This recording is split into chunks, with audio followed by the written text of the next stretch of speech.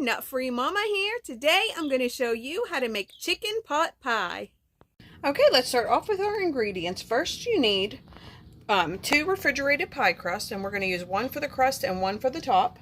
And then you need a 1/3 cup of butter or margarine, a 1/3 cup of all-purpose flour, a 1/2 teaspoon of salt, a 1/4 teaspoon of pepper, 1 3/4 cups of chicken broth, a 1/2 cup of milk, 2 to 2.5 cups of some kind of shredded chicken. You want that cooked already. I'm using some thighs that I cooked in my slow cooker already. And then you need a 12-ounce package of mixed vegetables, and you want those thawed.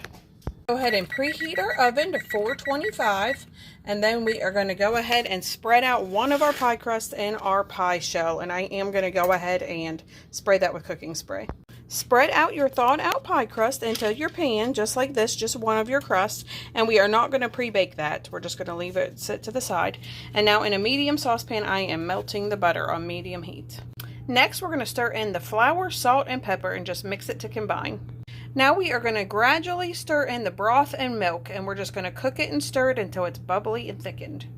My filling is starting to bubble and it smells amazing, and it's starting to thicken up, so I'm going to remove this from the heat and add in the chicken and mixed vegetables. That looks great, so we are going to go ahead and put this into our crust. That looks great, so now we are going to top that with our other pie crust. Alright, this is ready to go into the oven, and as you can see, I mean, mine does not look fancy. Just kind of tucked it in there. You just don't want any of your filling to spill out, and then you put several slits in it for ventilation. I'm also putting mine on a cookie sheet when I put it in there, just because I don't want it to spill. So now we're going to get this into our preheated oven for 30 to 40 minutes. My pot pie just came out of the oven, so now you have to let it sit for 5 minutes before serving. And I did, when I had about 15 minutes left, mine was starting to really brown on the edges, so I did use my little pie cover shield, or you could use foil, whatever you have on hand. Just be sure you're checking it. You don't want it to burn. All right, we have a nice piece for taste tester here. Let's see what he thinks. Hey, taste tester. Hi. Have a little taste. Okay.